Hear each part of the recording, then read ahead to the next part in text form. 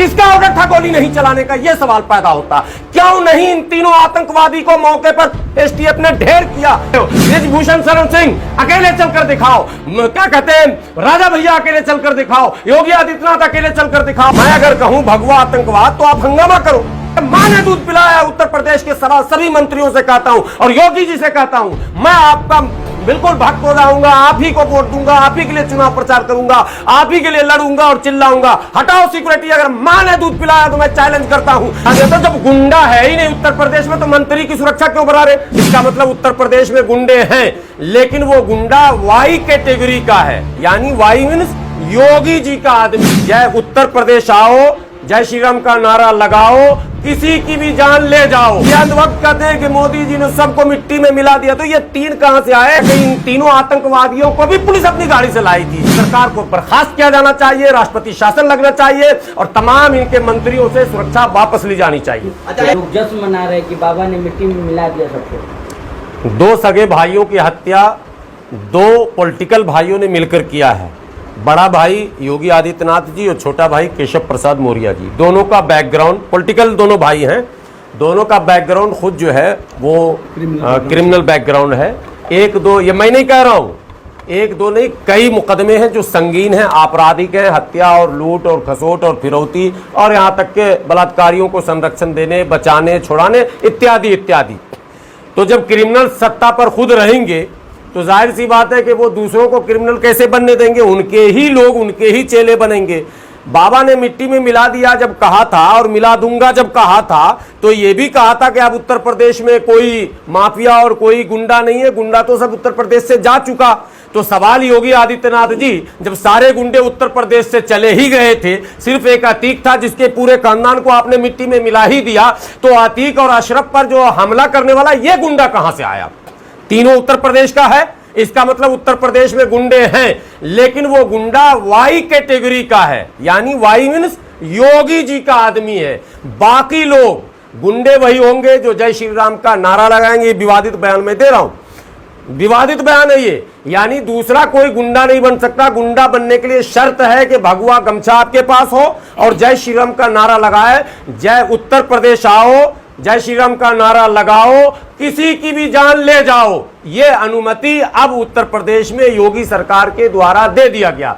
तो ये जो वाई कैटेगरी के जितने गुंडे हैं वो हर जगह हैं। आपने रमजान में देखा मुरादाबाद में घर के अंदर लोग नमाज पढ़ रहे थे, यही वाई कैटेगरी वाले गए थे ना गुंडा, जय श्री राम का नारा लगा रहे थे, भगवा गमछा पहने हुए थे। पुलिस ने क्या किया? अच्छा, वाई कैटेगरी के जितने भी गुंडे हैं उनको योगी आदित्यनाथ जी ने कह रखा है कि वो आम करे, इमली करे, उल्टा करे, सीधा करे, तुम्हें उसका बचाव करना है और उसके खिलाफ जो कंप्लेंट दे उसको फंसा देना। तो उत्तर प्रदेश में 7 ऐसी घटनाएं घटी। अभी गोलावटी में एक घटना घटी, मारा पीटा बिरयानी बेचने वालों को, और जब कंप्लेंट किया गया तो उसी को बंद कर दिया गया और उससे पैसे लिए गए तब छोड़ा गया। जो जो उसकी सिफारिश में गया उसको गाली से, एसएचओ बात कर रहा हूं, एसएचओ योगी जी के सौजातीय हैं वहां गुलावटी। आगे बढ़िए आप, मुरादाबाद में आपने देख ही लिया। अभी 3-4 ऐसी घटनाएं घटी जहां वो कह रहा है कि तुम यहां नहीं नमाज पढ़ोगे वहां नहीं पढ़ोगे, नई परंपरा यहां नहीं चालू करोगे वहां करोगे। ये सारी चीजें तो ये बताती है कि संविधान का राज नहीं है, अप्रत्यक्ष रूप से वाई कैटेगरी के जो गुंडे हैं उत्तर प्रदेश में उनका राज है। तो गुंडा खत्म कहां पर हुआ? और ये अंत वक्त कहते हैं कि मोदी जी ने सबको मिट्टी में मिला दिया, तो ये तीन कहां से आए? चुनिंदा, ये तीन कौन थे, कहां से आए? बंगाल से आए थे क्या? एक बात। दूसरी बात, मुसलमान थोड़ा सा अगर जुर्म करता है और अगर पकड़ा गया, 3 आतंकवादी पकड़े गए और वो पाकिस्तान से इनके संपर्क थे, अमेरिका से थे, आईएसआई से थे फलां, और ये 3 आतंकवादी जो अभी जिसने हत्या की है, एक भी मीडिया की खबर बताओ कि आतंकवादी बोल रहा? बोला 3 हत्यारे। अच्छा, ये हत्यारे मासूम है और मुसलमान हो तो वो आतंकवादी? ये शब्द कहां से शुरू हुआ? मैं अगर कहूं भगवा आतंकवाद तो आप हंगामा करो। आप हमारे लोगों को छोटे से जुर्म में भी आतंकवादी कह दो, तो आपको अधिकार और हमको अधिकार नहीं। कमजोरी किसकी है सर? ये कमजोरी हमारी लीडरशिप की है और किसी की नहीं है। हमारा जो नेतृत्व है, जो परंपरागत नेतृत्व है, जो ट्रेडिशनल लीडरशिप हमारा है, वो शुरू से यही पंगु बना रहा। अभी भी देखिएगा सन्नाटा छाया हुआ है। एक ओवैसी साहब के अलावा आप नाम बताओ कि कोई आप इसको मर्डर देख रहे हैं या इनकाउंटर देख रहे हैं? मर्डर सिर्फ इसको नहीं, ये तो मर्डर कैमरे के सामने हुआ है। ये मर्डर तो पुलिस ने कैमरे के सामने करवाया था। बगैर कैमरे के 2 मर्डर पहले हो रहा, जो झांसी में हुआ, मैं उसको भी मर्डर कह रहा हूं। वो इनकाउंटर नहीं है साहब, उसको हमने प्रूफ किया कई जगह से, वो टोपी और वो पिस्तौल हाथ में, वो सारी चीजें।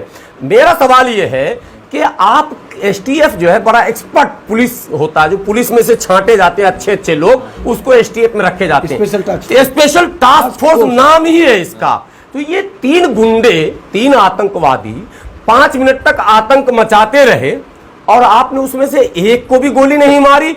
किसका ऑर्डर था गोली नहीं चलाने का, यह सवाल पैदा होता।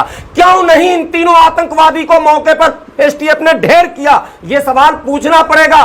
और भारत के मुस्लिम लीडरशिप अगर इस पर चुप है तो मैं समझता हूं आने वाला कल इससे भी भयानक होने वाला है। इसलिए यह सवाल पूछा जाएगा, एसटीएफ ने उन तीनों को गोली क्यों नहीं मारी, यह सवाल है। पर मुस्लिम लीडर को शांति के अभी और सुनिए, उन तीनों आतंकवादियों ने जो गोली चलाई तो सिर्फ अतीक और अशरफ को ही गोली क्यों लगी?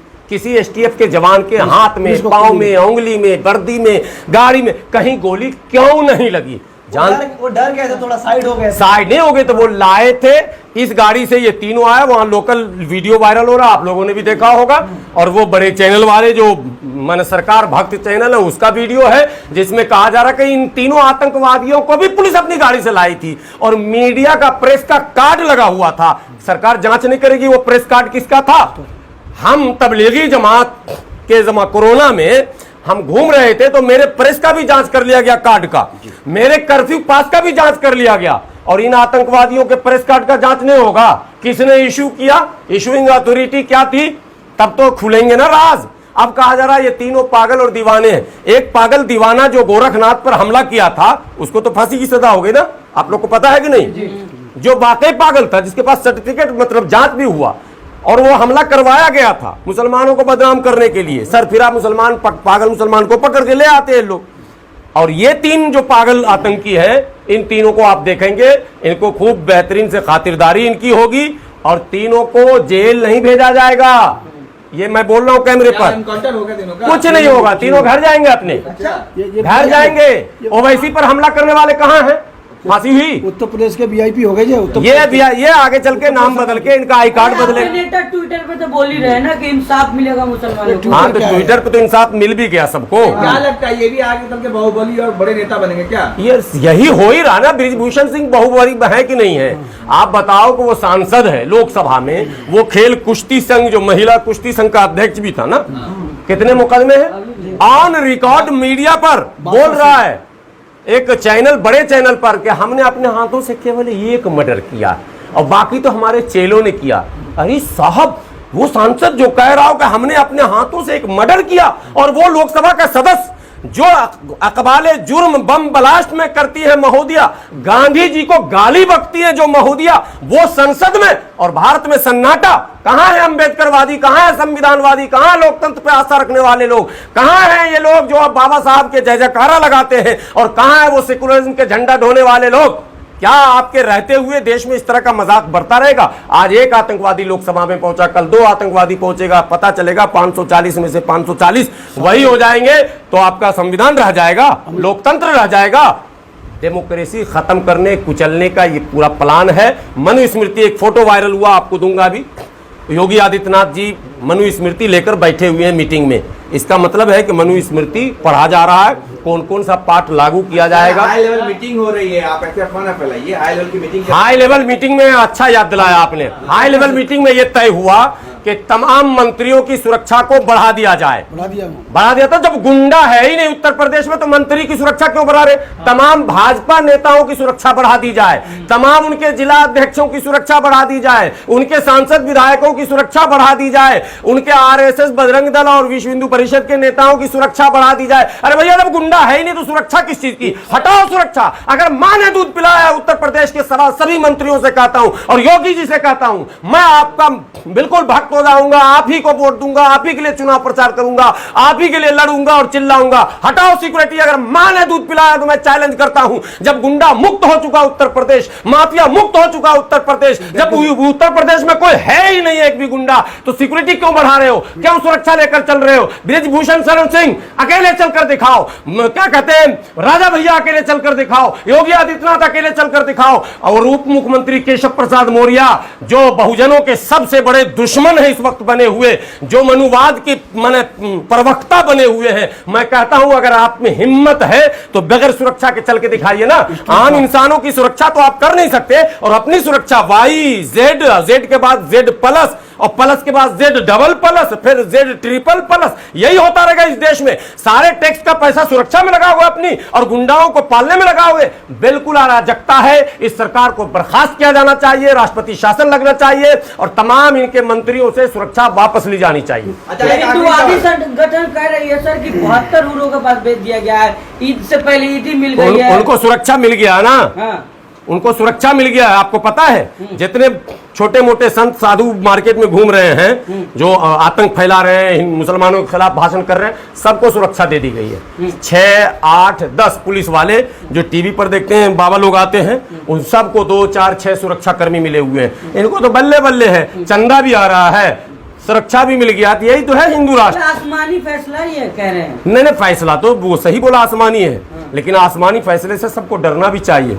फैसला आखिरी नहीं है, आखिरी नहीं है, ठीक है। फैसले रोज होते हैं आसमान पर, फिर फैसले होंगे आसमान पर। डरना चाहिए। सत्ता में हो तो इसका मतलब ये नहीं कि किसी को कुचल डालोगे। सत्ता अस्थाई किसी का नहीं है। बड़े बड़े सिकंदर से लेके कलंदर तक चले गए। आप किस खेत की मूली है साहब? इस भारत में कितनी सरकारें आई और गई, आप भी जाएंगे, लेकिन जाते जाते आप ये कलंक लेकर जाएंगे शायद। ये आपने मन बनाया। आखिरी सवाल कि जहाँ भी जो भी नाम आता है, बजरंग दल का ही नाम आता है। आपने देखा होगा अभी अतीक का मर्डर हुआ, तीनों बजरंग दल से थे। फिर क्या अभी हरियाणा में मोनू मनेसर वो बजरंग दल का वो बहुत बजरंग दल से। आखिर क्या चल रहा है? क्या इस ऑर्गेनाइजेशन को बंद नहीं करना चाहिए? नहीं, बंद कैसे करेंगे? ये उसी ऑर्गेनाइजेशन के जरिए तो हिंदू राष्ट्र लागू करेंगे। अब समझना सोचना तो अम्बेडकर वादियों को, संविधान वादियों को है ना, उनके लिए ना चिंता का विषय है। लेकिन वो भी अम्बेडकर जयंती बाबा साहब की मनवा ली 132वीं कल, फिर घर में जाके सब सो गए। तो सो गए अगर बहुजनों तो सुला दिए जाओगे।